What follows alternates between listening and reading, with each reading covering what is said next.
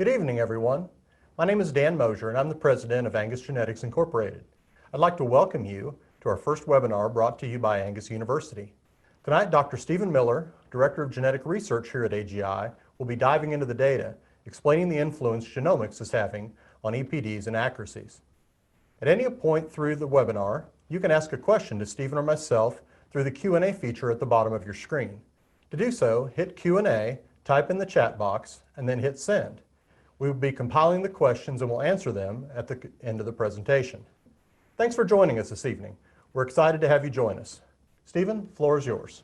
Okay, well, thanks a lot, Dan, and thanks everyone for joining tonight. Tonight we're going to dive into a question that I think has been on a lot of breeders' minds, and it's one we get quite often, and that is how genomics are influencing the EPDs.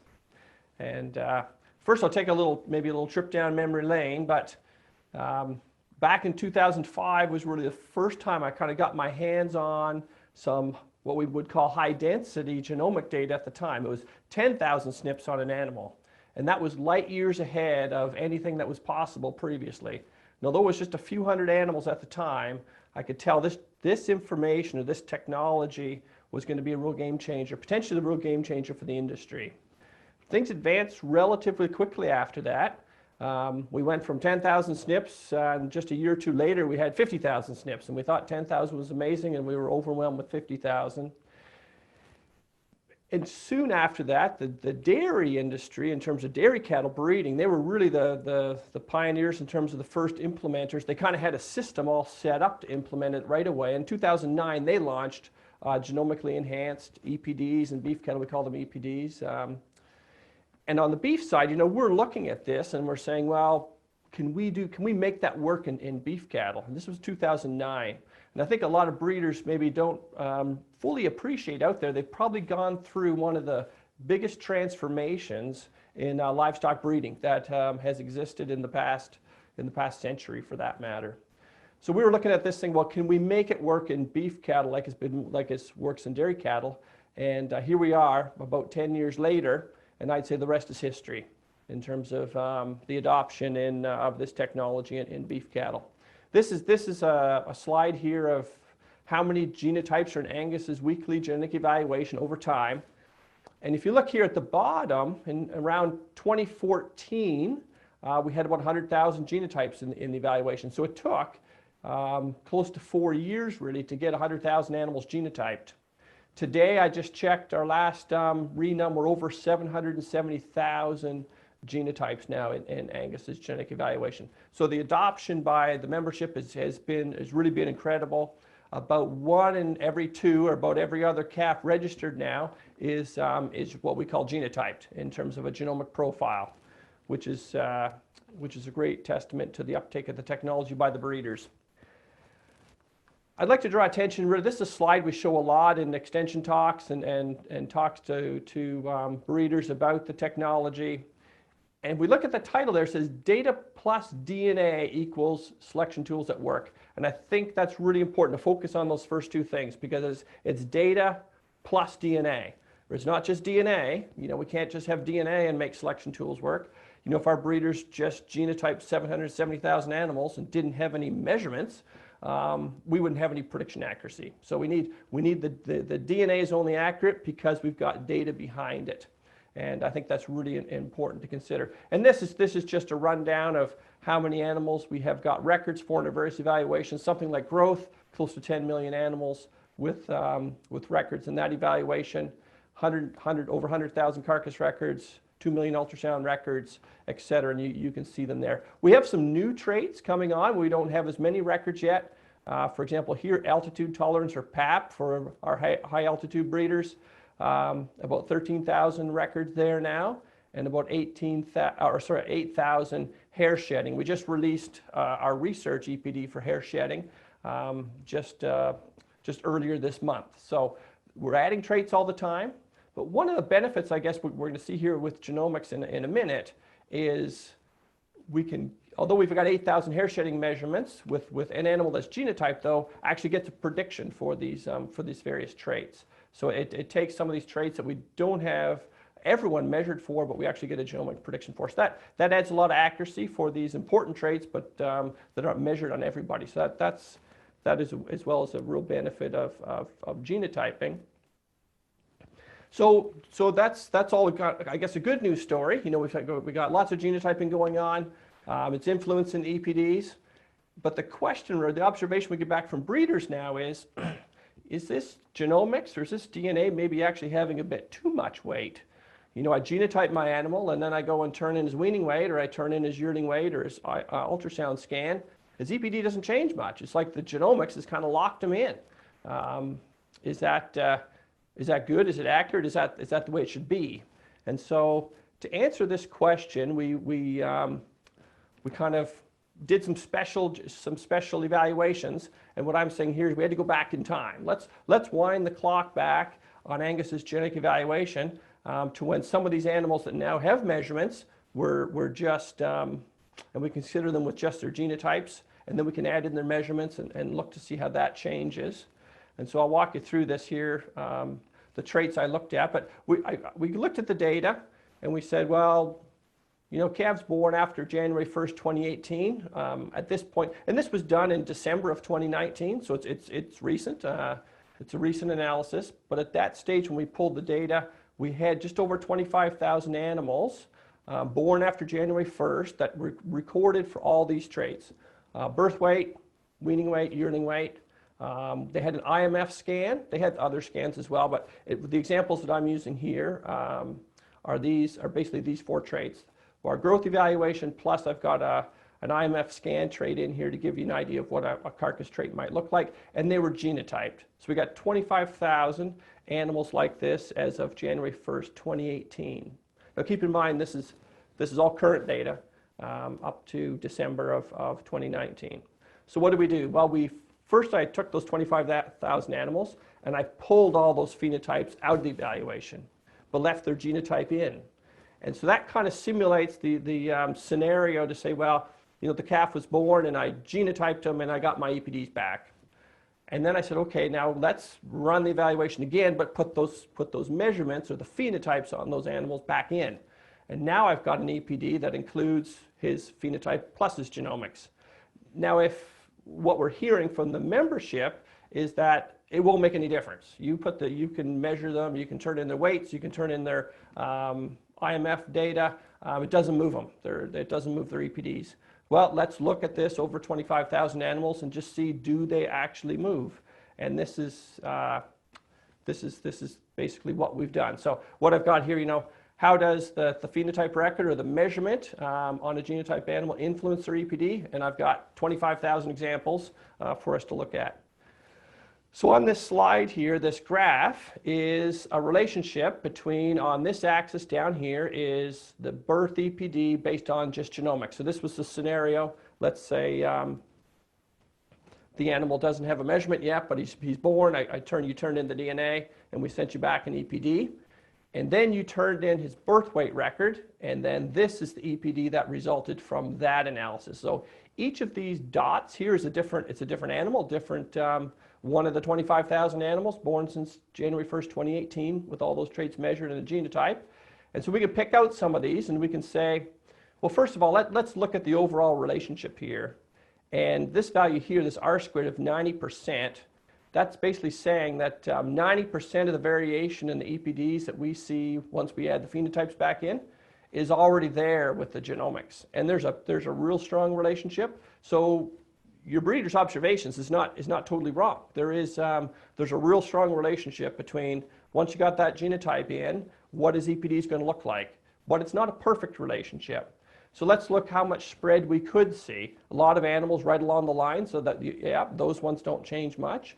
But there are some changes. Let's look here, for example, if we just draw a line up through all these blue dots right here, all these animals of the 25,000, all of those blue dots, when they turned in the DNA, would have got a birth weight EPD of plus 2 pounds. They all did. That's what they got with their genomics only. But then we turned in the records. Now this bull up here, we turned his records in. He went from 2 to, somewhere between 4 and 5 pounds of birth weight. And this bull down here, we turned in his record, and he went from 2 pounds to basically 0 pounds. So we've got bulls. Some bulls are going up by 2 pounds, and some bulls are coming down by 2 pounds after you turn the data in. And that doesn't matter kind of where we're at on the spectrum. You know, these bulls were all zeros, but some shot up to 2, and some came down to -2. And these bulls were +4 pounds, and some shot up to +6, and some shot back down to 2. So I think those are significant differences for breeders in terms of a change in EPDs. So yeah, there is a strong relationship between the EPDs based on genomics, but the animal's record is influencing, based on these 25,000 animals, their EPDs that do get printed.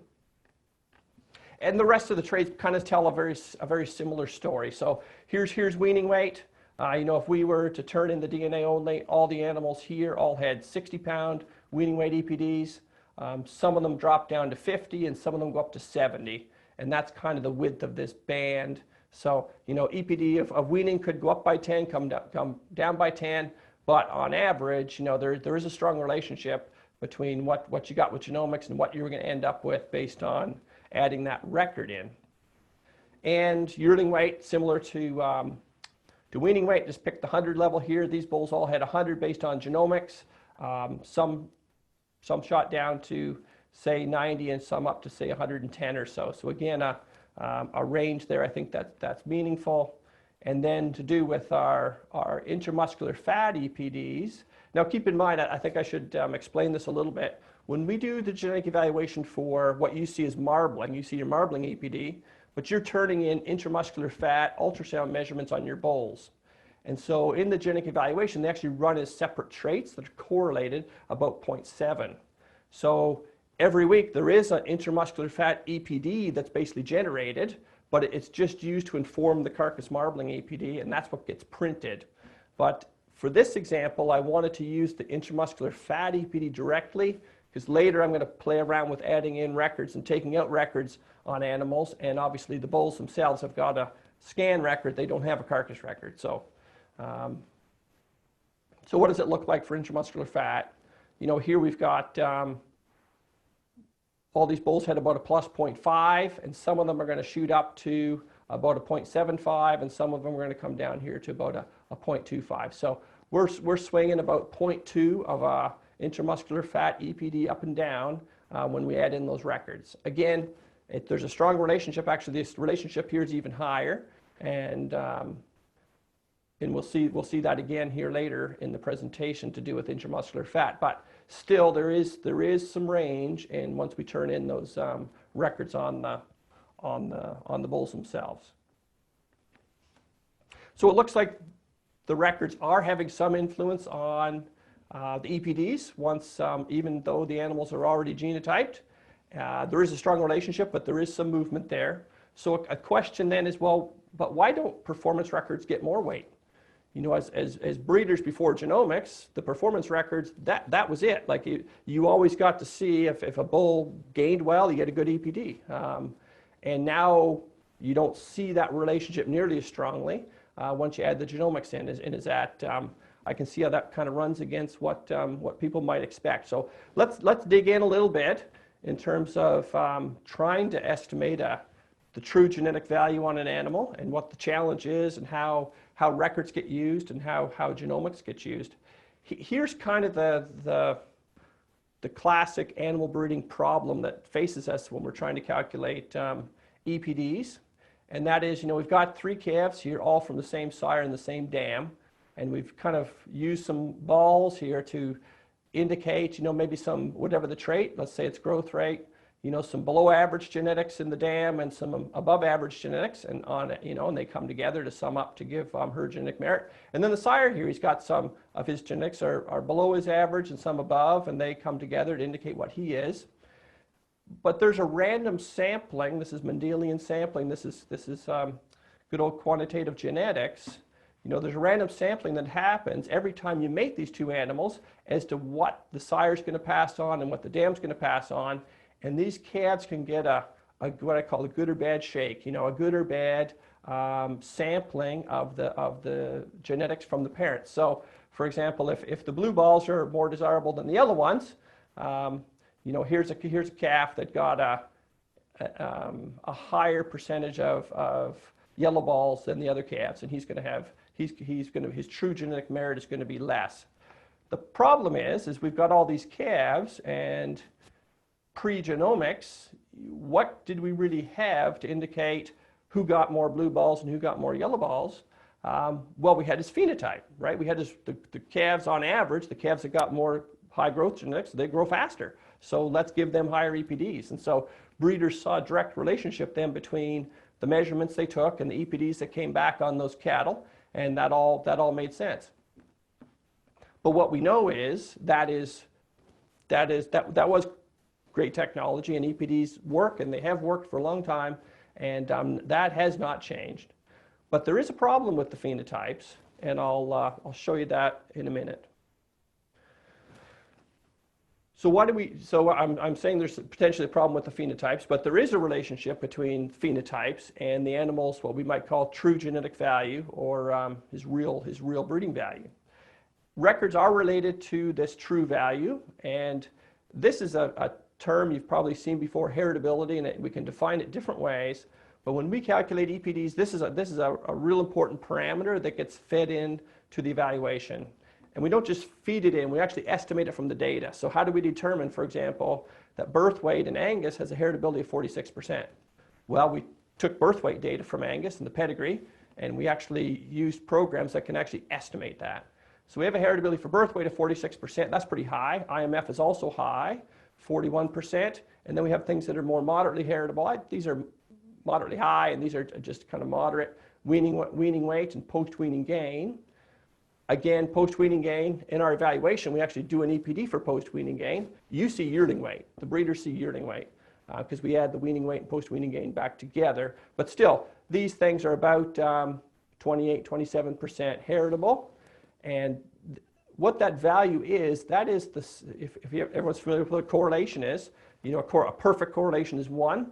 And the opposite would be -1. But if we think about between 0 and 1, 0 being no relationship and 1 being a perfect relationship, if we were to square that number, that's what this number here is. That's if we were to take the correlation between an animal's performance measurement and his true breeding value, and we squared it, this is this number. So we see here there is a relationship, there is a correlation between the measurements you turn in and the animal's true breeding value. And that's why EPDs work. That's why we need to turn in the data, and that's why we need the data to help with the to make the DNA more accurate. It all hinges off the data, and we can't lose sight of that.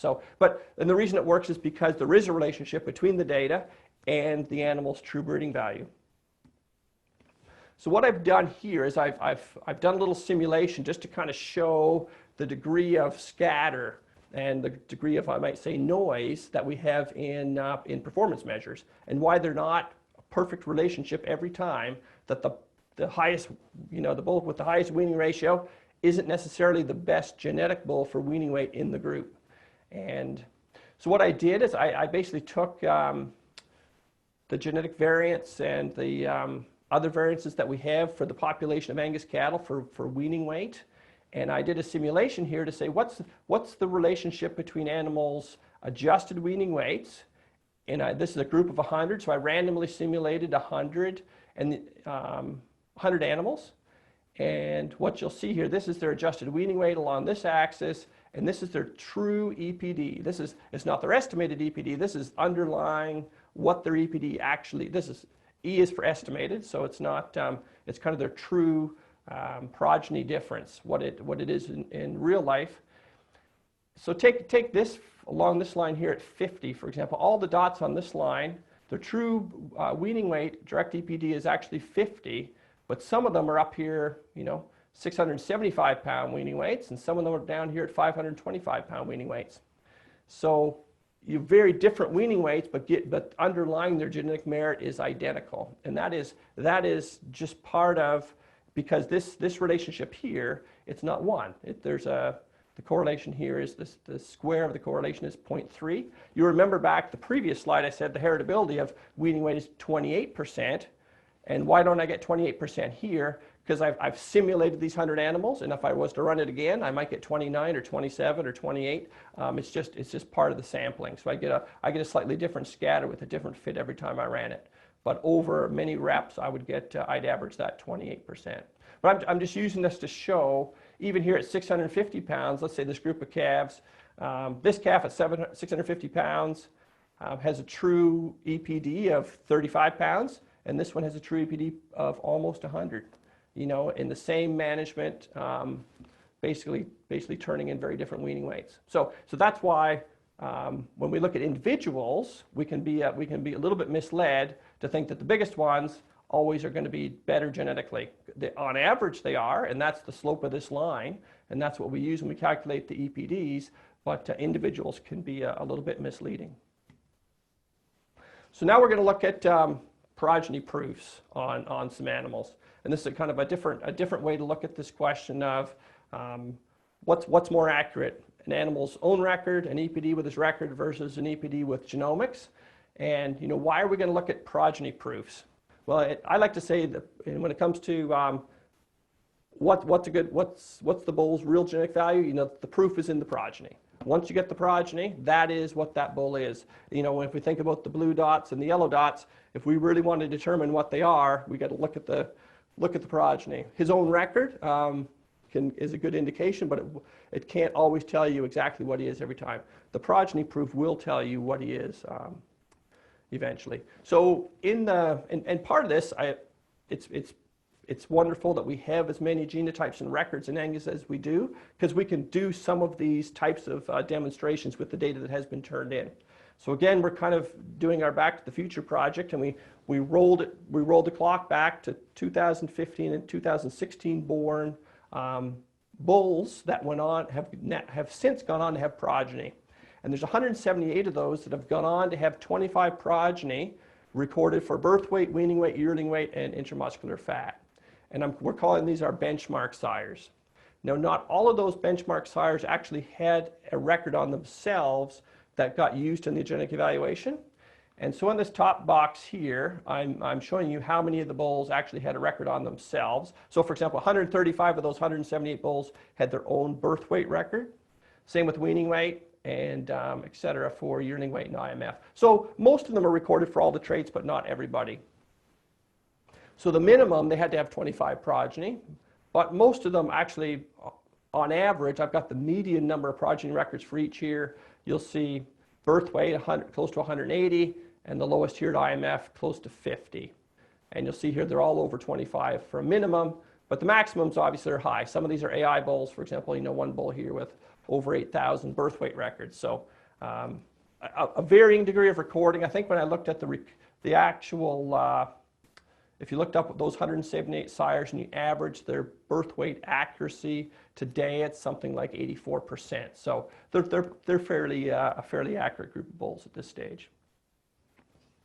So I wanted to compare some different EPDs on these bulls, and so the information systems team here at Angus had to actually rerun our genetic evaluation a number of times with each of these scenarios. So the first one we had to do, this is kind of our anchor group. This is what I'm going to compare everything to. I wanted to compare these different test EPDs against EPDs on those bulls generated just with their progeny and no genomics. This is what we call a classic EPD, an EPD with no genomics, but using their progeny data. I've also taken out their own record. So it really is just a progeny proof on those bulls. And that's kind of what we're saying, that's the proof in the pudding, or what these bulls would be.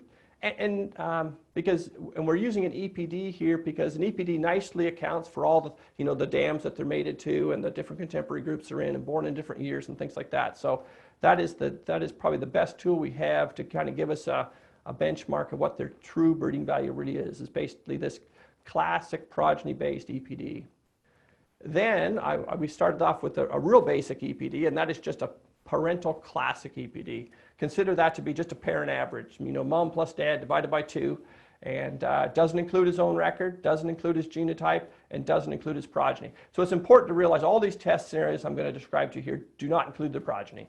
Obviously, if I include their progeny, it's going to match up with progeny really well, so that's not the purpose here. So that's the anchor one. And then we said, okay, let's take that classic parent EPD now let's add the performance data in on that animal. So we add in their birth weights or add in their weaning weights or whatever the trait is. And then we said, let's run it now with just their genomics. Again, we've got the parents, and I want to make this clear when I say genotype here, this is not their genomic score. It's actually still a genomically enhanced EPD, includes their genotype and includes their parent information. And that's what I'm calling here our genotype EPD. And so we got performance only, really. We got genomics only. And then we have putting the two together. What if we added the performance back in on top of the DNA? And how does that relate to progeny data? So the first one I looked at here is really this question around phenotype. And just to kind of drive home, this is birth weight ratio. So these ratios for those these were the ratios on those individual 178 bulls as they turned in their birth weight records on themselves. And so this is across herds. And so as part of that, we wouldn't expect a very strong relationship. You know, there's definitely limitations to compare ratios across herds. And so let's just look at it here. Here's a bunch of bulls that were all 100. Some of those bulls were -2, and some of those bulls are up here around +4, maybe even close to 6+, all with a weaning ratio of around 100. This relationship here, this is what we call, and we're going to see this number again and again tonight. This is really, again, it's kind of a square of a correlation between the data points. It's how much of the variation in our classic progeny birth weight EPD is accounted for based on birth weight ratio, 15% out of 100. So that's, again, it's not real high. And you can see that in the data, really, when you look at those dots, it looks like a shotgun pattern, right? This is, we'll see some other shotgun patterns coming up, but I think, you know, maybe this one's kind of an improved cylinder, if you will. It's got quite a bit of scatter to it, and there's not a strong relationship between the ratios we see on those bulls and what they turn out to be in terms of EPDs based on progeny. Well, what about just parents? And here now we see, you know, we've kind of gone from improved cylinder to maybe a modified choke. It's getting tighter around the line, and there's less scatter. And the relationship here has jumped up from 15% to 40%. So we're doing a better job now of predicting what those bulls turn out to be in terms of their progeny-based birth weight EPD when we have a nice classic parent birth weight EPD. So again, here, no genomics. This is just mom plus dad in a straight data, no genomic EPD, 40% R squared. What happens if we add the record in? It does get more accurate, but we don't see a big jump. And the R squared here is 44%. And again, we're getting a little tighter around the line for the relationship between this performance-based EPD based on his own record compared to this progeny, classic progeny EPD. Now I think this is the interesting shift. So we just saw, I'll back up one. We just saw, for example, this is the birth weight EPD and the R squared for based on his records. This is his parents, his own record, and a classic EPD. You know, what does that look like if we add the genotype on the bull, but we don't have his record in there? This is just his genotype and his parents and his genomically enhanced EPD, and we've shot up here to 65%. And you'll see it's becoming less like a shotgun pattern and more clustered around the line. It's more, it's got a lot less scatter up and down around that line. So, you know, if we say the bull's a +2 genomic birth weight EPD, up and down is a lot narrower than the previous one or the one before that. And then what happens if we add the record in? The record, again, it adds a little bit of accuracy, but once we've got the genomics, it doesn't add that much additional information beyond the genomics. And that's what we've seen, what the breeders are basically seeing in their EPDs. But it is considerably more accurate than the EPD that was based on the animal's record and in parents.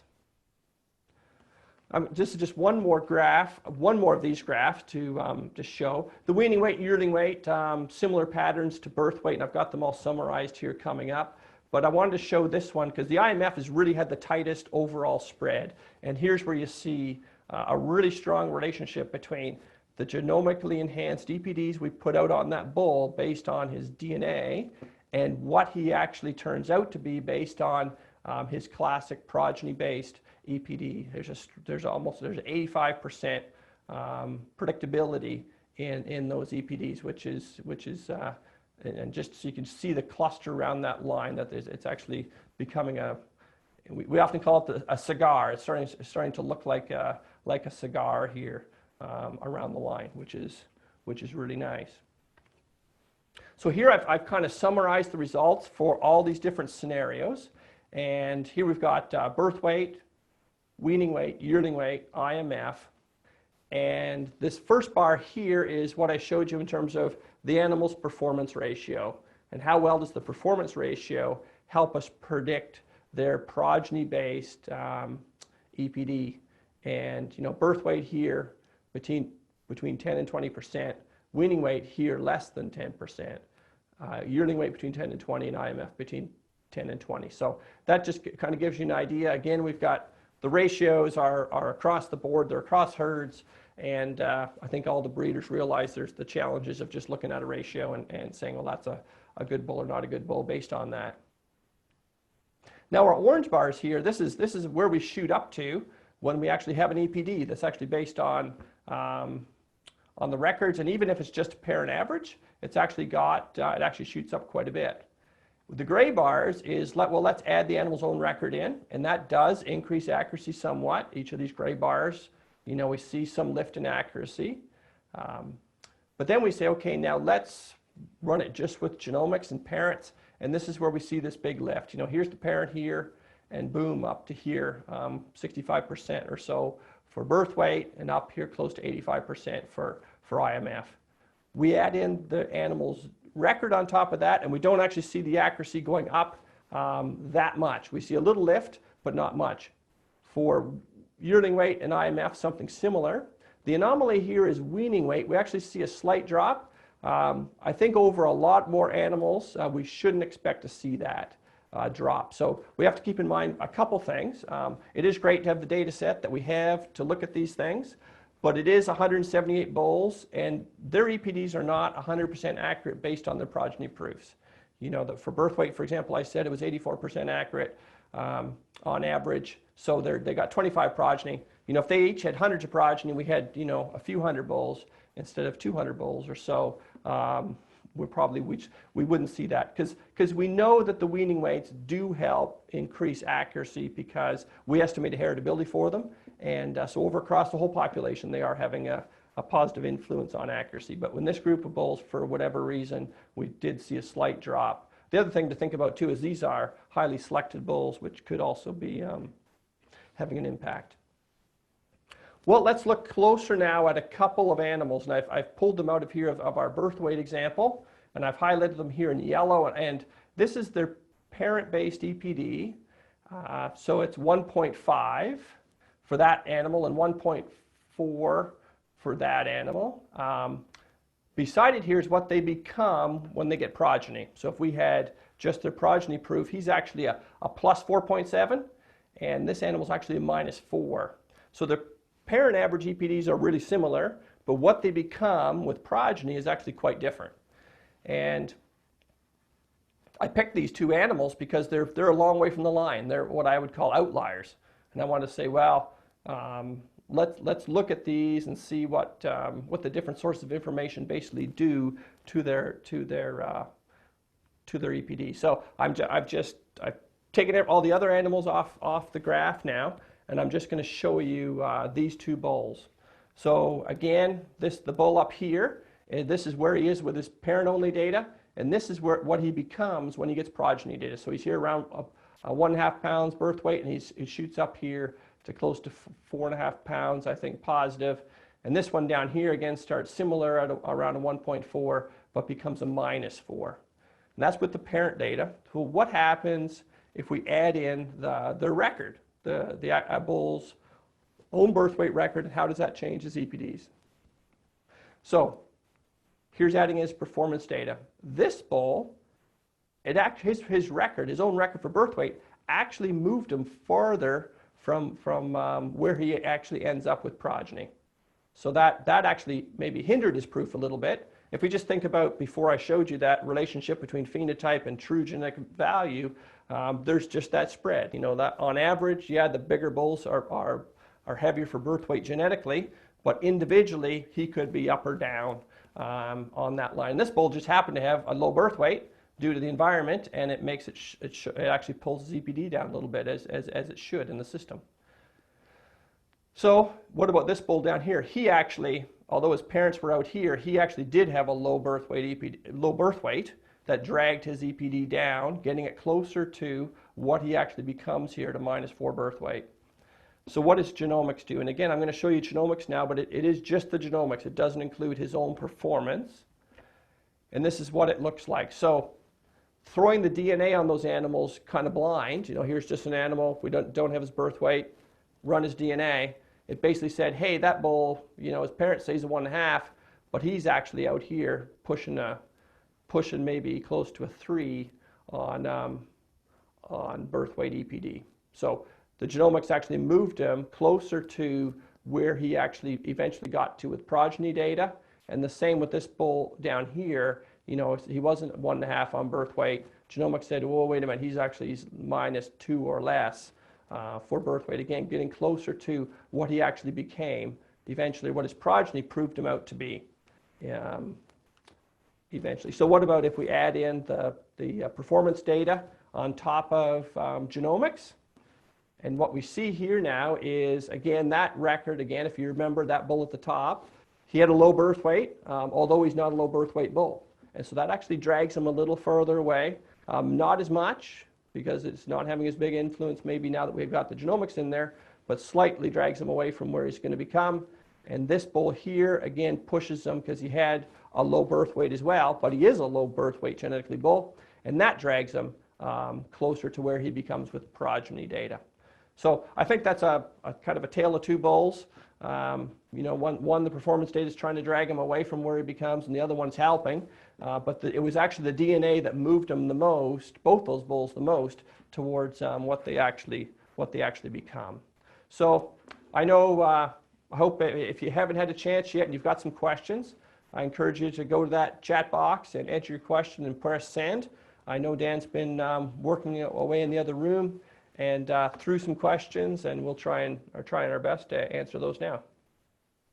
Yeah, thanks, Steve. So first off, great presentation, nice job. I've got some questions that have already been sent in by some of our viewers, but if you have other questions, you can go ahead and enter those in the Q&A box and hit send, and then those will feed into us, and so we'll continue as we go. Okay. So the first question that one of the viewers wrote in, and they asked, they remember pre-single step, pre-2017, they remember recalibration, and they remember observing that when we would update the predictions, that you'd see a bull whose first progeny got genomically tested, and more importantly, they started having records, and they'd see the sires and the genomics move. And so now with the single step evaluation, do we still make those kind of adjustments? Do animals still change? Does that relationship still get updated? Yeah, so that's a really great question, good observation. Yeah, so I didn't really talk too much about at the beginning, kind of how genomics is influencing the EPDs now versus the old single step. But really what's happening with, not the old single step, the old multi-step. But with single step, it's actually what it's doing is we're determining the genetic relationships between all the animals. So we run that classic EPD. There's no genomics in there, but there's a pedigree relationship between all the animals. With genomics and single step, now we have a much better relationship between the animals. It's a lot more accurate. We don't have to assume that on average you've got a relationship of a quarter with your grandparents. Genomics will show you what it actually is, and you'll be more related to some than others. And so we've got this modified relationship matrix. So back in the old multi-step days, we did this calibration. So we took, here's a bunch of animals with genotypes, and they've got measurements, and let's do the relationship between the SNPs and the performance and come up with this prediction. And then every animal that comes in that's genotyped after that, we apply that prediction, the same, I call it the one-size-fits-all prediction to each of those animals. and then that value is actually used as a correlated trait in the evaluation. So it was great for its time, but it's a little clunky, right? And there's a chance there for the calibration to kind of get stale or to get out of date as you're not updating it. The beauty really of single step is every week all the data is used to inform those values. So in a way, the breeders probably aren't seeing that kind of, we did a recalibration and boom, those bulls moved up to where we thought they were going to be, because every week they could very well be creeping a little bit in terms of their EPDs. And it actually makes sense. I was asked some really good questions. We did a similar presentation in Denver, and breeders asking, well, if I turn in all the DNA or I turn in part of the DNA, how would it influence these or that animals? They're really hard to answer those questions because it is this one big evaluation, and so and all the animals are related. So if you start pulling in or taking out data, the impacts it gets a little hard to predict. So sure, yeah. I mean, I think bottom line, it does get updated, but it gets updated weekly and gradually.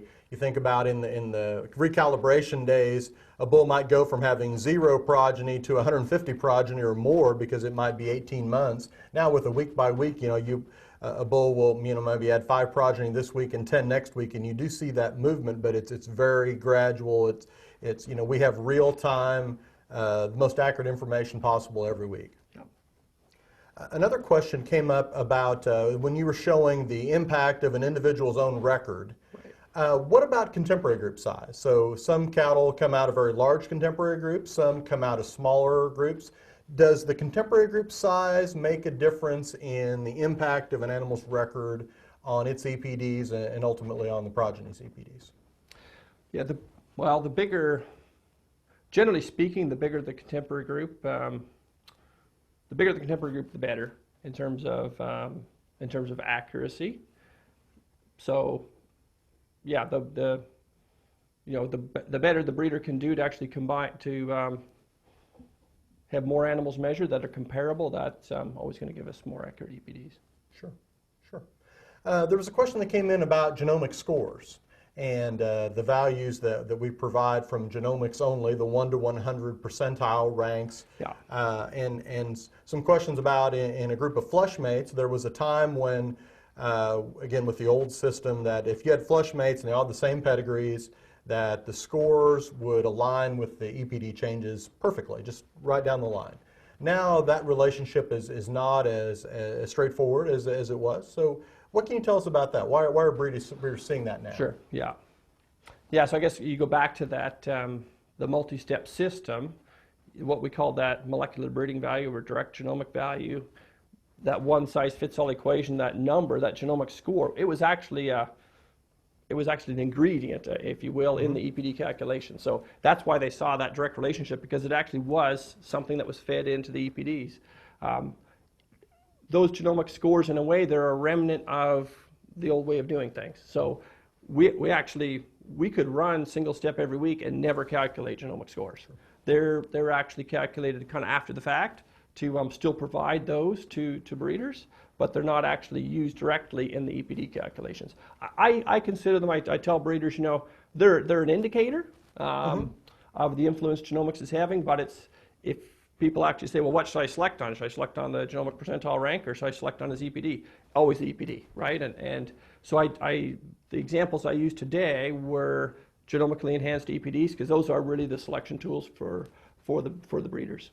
Sure, yeah, and I think it's also important to remember that some of the issues with the old multi-step evaluation, particularly with terms of bias, in terms of which animals are genotyped, that still remains in those scores. That the old evaluation and the old approach assumed a sort of a random sample of a bull's progeny were genotyped. And we know that's not the case, that people are going to invest in genotyping the best animals, and so you do get, in some cases, a very selected group, and that can carry over a little bit because the scores don't reflect that. The single-step EPDs, of course, do perfectly. They pull that out. Right. Sure. There's a question about how the environment. So we know that birth weight varies a lot by season, varies north to south. Kind of back to the basics of EPDs. But how do the environmental influences get accounted for, or what impact are they having in the genetic evaluation? Yeah. So go back to that contemporary group, you know, really the evaluation is always going to compare animals. If we're going to compare phenotype to phenotype on any two animals, it's always really within that contemporary group. And so you could have, birth weight's a good example because originally from Canada, and birth weights are a lot higher up there because it's colder up there in the wintertime. But you could have calves that might have an average birth weight of, 90 pounds, or you could have a group of calves that average 70 pounds. But it's really how do the animals rank relative to that average. So if you're a 100-pound calf in a 90-pound group, you're plus 10. If you're an 80-pound calf in a 70-pound group, you're plus 10. And so those contemporary groups become really important. And I think it's really important for breeders to realize that's how the comparisons are being made when they're putting their groups together, because you don't want to put animals in the same contemporary group that really shouldn't be compared. And, so for example, I had my heifers down on this group of heifers down in the river flats over here, and this group of heifers in some other pastures over there. Well, they're all heifers on the same ranch, so let's stick them together. We shouldn't do that, right? You should make sure you put them in different groups. Sure, absolutely. So here's an advanced question for you. Someone mentioned epigenetics. One of the viewers asked about that, and what do we know about that? And if there are those sort of effects, is that, we have markers, but we don't necessarily have causal mutations. How would that play into the evaluation? What do we know about it, and how might it be playing a role? Yeah. Well, there's... And you might maybe start with just the definition of what epigenetics is. Yeah, sure. So, epigenetics is basically there's some environmental factors that are causing changes in the DNA of the animal. And it doesn't change their genetic code necessarily, but it changes some other elements in the DNA which can impact the animal's performance. But there's evidence these things are transmitted, and there's phenomenal studies that have been done in humans retrospectively for people that have gone through starvation, things like this, and then following their progeny. But there's a really interesting one with mice, and what they did there was they basically had mice, and they would expose them to, I think it was a sweet cherry smell or grape smell or something like this. But every time they did that, these mice would get an electric shock. So they soon realized, cherry smell or grape smell, electric shock, that's bad. So these I think were male mice, and then they looked at the progeny of these male mice, and they exposed them to grape smell or cherry smell or whatever it was, and their heart rates basically went up. And so they've never been exposed to the shocks or things like this, but there's basically some transmission of that environment from one generation to the next. So it's absolutely fascinating. And there's researchers that are looking at this. They have been for a few years now in livestock. And generally where we're at now is it's nothing that's going to influence our EPDs today or probably next year, the year after that. On the human side, for example, I was at a presentation once where he basically looked out at the crowd, and he says, if I had DNA on everyone here, I could tell which of you were smokers based on the methylation of your DNA or how your DNA's been changed because you've smoked. So I can see in the future what we're really lacking in cattle breeding is a cheap way to get those DNA changes genotyped on all our animals. Once we have that, because this contemporary group and these environmental effects would be great if we could actually get some indication of what those are from the DNA.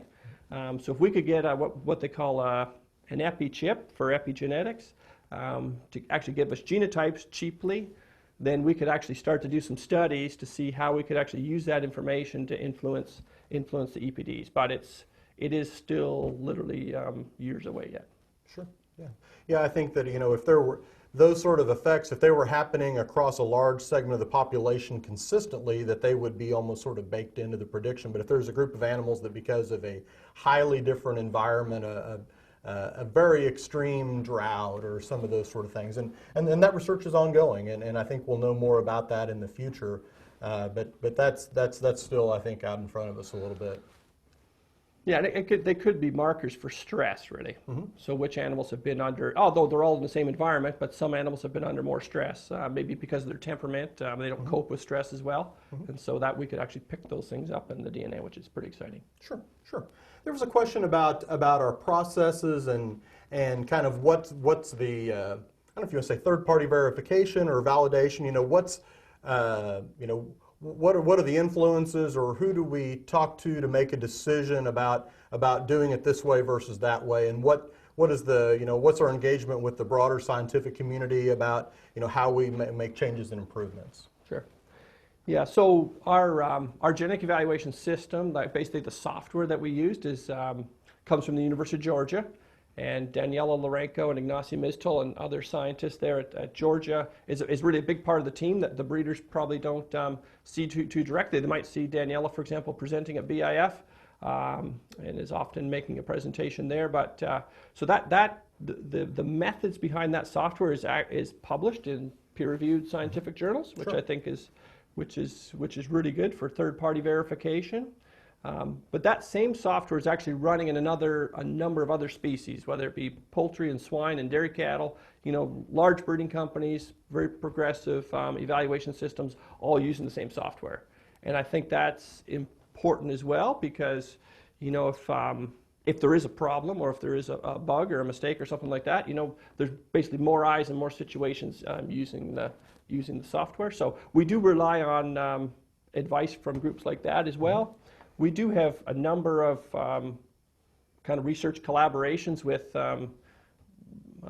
professors and professionals in the field that are at different universities around the world, really, not just here in the U.S., but and they're all contributing as well to what we do and why we do it. Sure, sure. Here's a good question from a viewer. Does an animal's genomic test impact the parent's EPD? So, example, if we test a young animal and get a genomic result back, that's going to impact that animal that we tested. But what about his sire? What about his dam? Will we see a change? Should we expect a change in EPDs of the parents just by testing the progeny?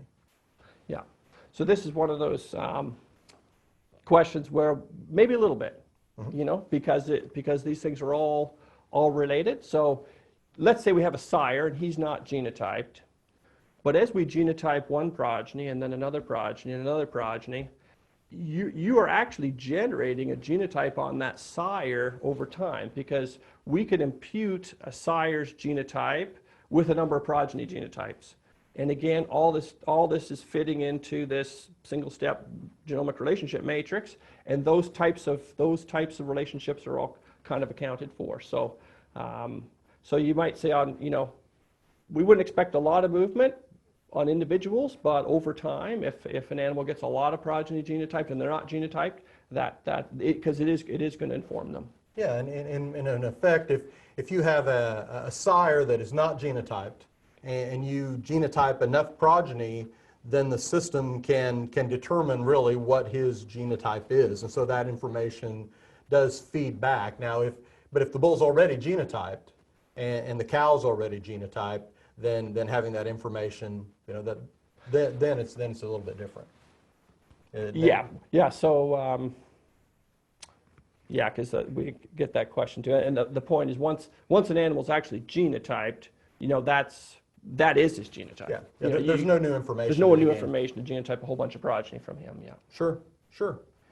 I think the other thing to think about is every one of those calves that are genotyped, in a way, their record now, their yearling weight or weaning weight record, whatever, is a bit more informative in the evaluation, because now we don't. It's not linked to an animal that's just got an average pedigree relationship. It's linked to an animal now that's got a very precise pedigree relationship with all his ancestors. So it's again, it's some of these questions are hard to answer because things are so interconnected. Yeah, no, it all ties together. I think one of the things I've observed sometimes is that you'll have a bull, and when the progeny start getting genotyped, let's say his first progeny, we've already got birth weights in, we've got weaning weights in, and so he's gaining some accuracy. And then those progeny start getting genotyped, you know, one of the things that's factored into any EPD, even the classics, is the level of the mates. You know, did this bull get bred to high growth cows or low growth cows? Did this bull get bred to, you know, high birth weight cows or low birth weight cows? And it's adjusting and accounting for all that. So so there's no benefit or disadvantage to any selective mating. And when you start genotyping and that information starts feeding back, then you actually get a more precise description of what those cows are. And so, particularly if they're young females that don't have their own production records yet, but bull gets used on a lot of first calf heifers, we're figuring out what those daughters are. And usually they're a pretty random sample of their parents, but sometimes there's a little bit of selection that's getting accounted for, and that cleans it up a little bit too. Yeah, it could be a bit of a cold pedigree on that side. Yeah, exactly. So what's in the future? What kind of things, there's a lot of things that we're doing that we weren't thinking about really 10 years ago, and some things that are relatively new compared to 5 years ago. What's on the horizon? Yeah, well, one of the, we're using 50,000 markers at the moment in our genetic evaluation. On the dairy cattle side of things, they start with 50,000 markers as well, but they've been adding markers to the evaluation and taking some particular markers out of sequence, so bulls that have been sequenced, and they identify these variants that they think are actually having a big impact on traits, and putting those in the evaluation. And they're seeing a lift in accuracy, but it's not huge. Maybe 2 to 3% more accurate, but you got to realize that, if every kind of ounce of juice we can squeeze out of this thing, the better. And to put 2% accuracy on it now is going to pay off in the future. So I think our actual genotyping, the variants or SNPs that we use in the evaluation will change. I think they'll get better. I think we're going to get a lot denser genotype information. I can see for breeders, and then we're going to be able to sort that out and determine which of these variants are actually having the biggest impact on the predictions, and those ones would get used, and it would just become more accurate. So I don't see, for example, I see, in a way it's still the same system. It's still, in a way it's single step kind of technology in a way, but the DNA markers and things that are getting used become more accurate, and that's gonna drive accuracy. So still the EPDs, but more accurate based on the DNA. Sure. A question came in thinking back to those 178 or some benchmark sires. Yeah. And you showed, that the genomics was a really good prediction on a very high percentage of them. But there were some outliers. There's always not every single one. And so then the question becomes, how many progeny does it take for those that overperformed or underperformed? How many progeny does it take to make that change, and then does that information trickle down to that bull's progeny's predictions and genomics and all that? Yeah. So yeah, how many I think a good way to think about how many progeny it takes, we do have a table, I didn't show it today, in terms of how many progeny equivalents does a genomic test get you, right? And I think if you look at our carcass traits, it's somewhere around 10. But if you look at our growth traits, it's somewhere around 20, 25. Well, you think about his genotype now, he's basically got the equivalent accuracy of having 25 progeny on the ground. So if you add one progeny to that, well, that's not going to move him much because he's already got 25. So that 1 of 26 now is not a big proportion. So, even just to have your progeny have as much weight as the genomics, you'd have to have 25 progeny. Sure. In kind of simple mathematical terms. But. Sure. And it also depends how different it is in the prediction. That if the calves are a little lighter but not a lot lighter, then they're not going to move the number as much as if they're dramatically different, for example. So it depends too, kind of the degree of difference as well as how many calves. Yeah. I think we often see it, this question comes in specifically around cows.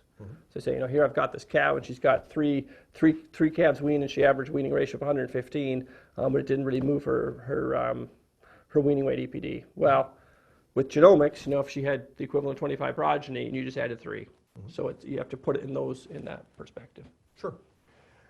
So another question came in. So we've watched those progeny equivalents. That's a way that we talk about the accuracy of genomics or the impact. And as you mentioned, it's for carcass traits it's around 10. For some of the production traits, it might be 10 to 20 to 30, where you get the same kind of accuracy from a genomic test as for an untested animal just with that progeny. But have we hit the ceiling? Will that number has crept up compared to when I started 5 years ago as we get more data, more genotypes. What do you see? Will that number keep going up? Have we hit the roof, or what might make that change? Yeah. I guess I go back to that dairy example. You know, they've updated their the SNPs that they use in their evaluation. They got like a 2% increase. So it is plateauing. You know, I think we've seen that big jump from the 40 in my example there, 40 something to 60 something, and you know but we're looking at incremental changes now. We're really the big wins are kind of past us in terms of getting this with the number of records and things that we have. So, but we could, for some of these other traits, as we add more data, for example, with hair shedding, with just 8,000 animals in the evaluation, you know, getting them up to 30, 40, 50,000, we could start to see more increase there. So we probably are plateauing on things like growth, but we still probably got a ways to go for things like hair shed. Yeah, sure, absolutely.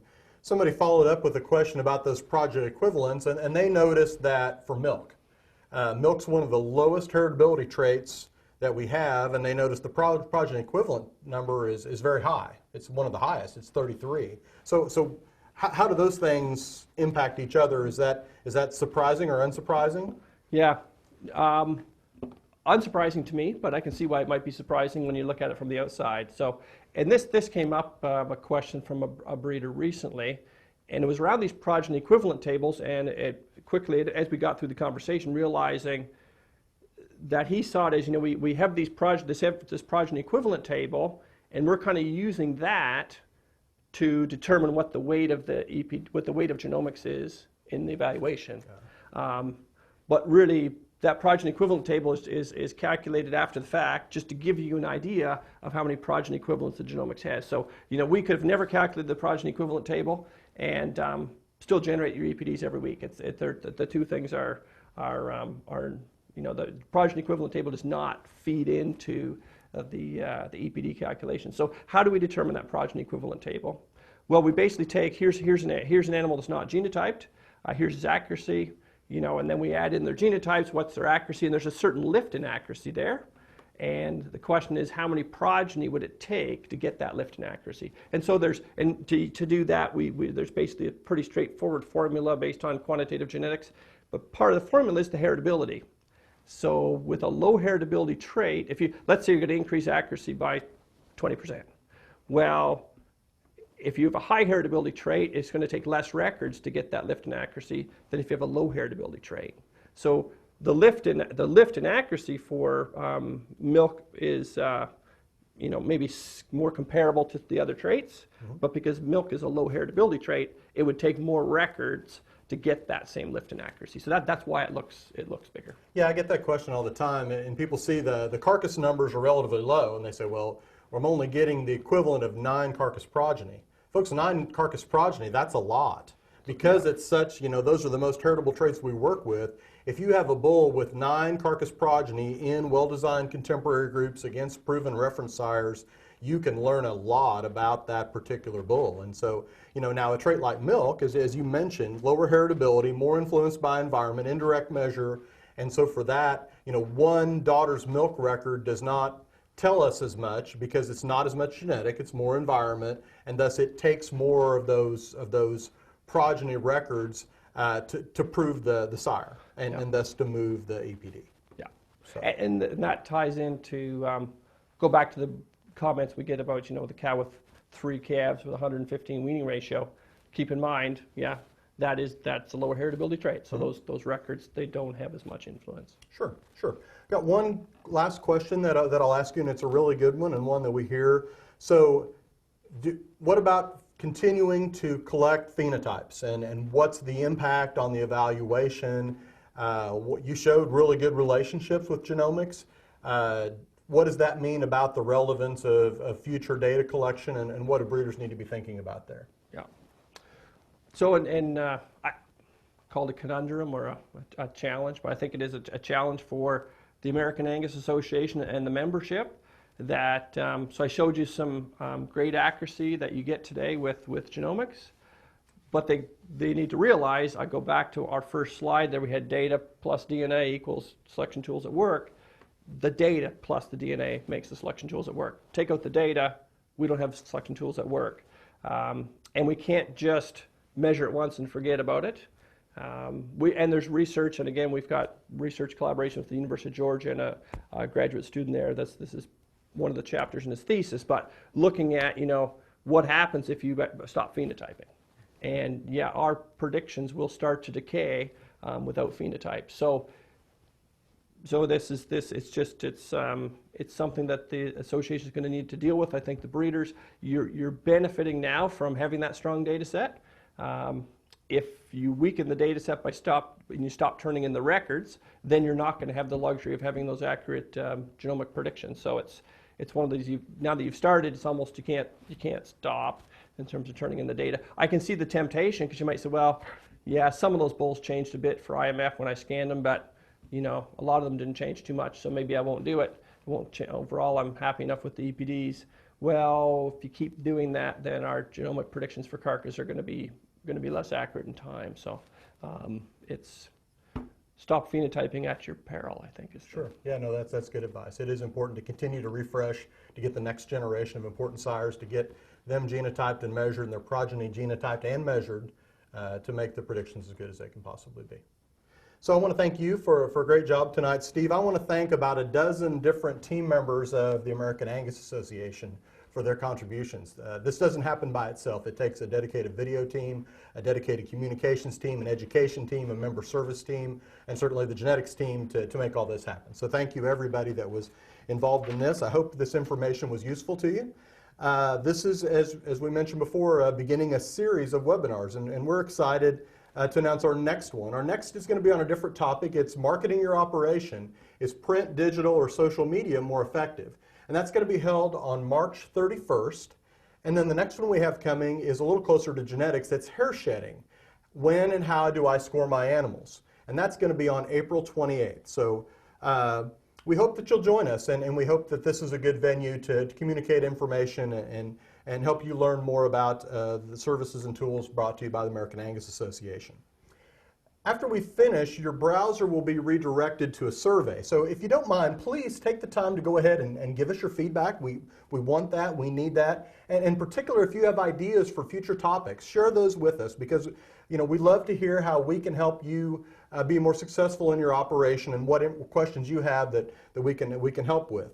The full recording of this webinar and a summary video will be posted shortly on angus.org, and you can go to the website and look in news and announcements, and in a period of time after they have a chance to get it edited out, it'll be ready for you to view.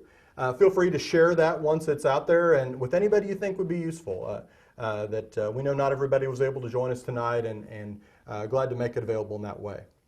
So once again, thanks for joining us this evening, and we hope you'll join us again. March 31st, mark your calendar for marketing your operation. Is print, digital, or social media more effective?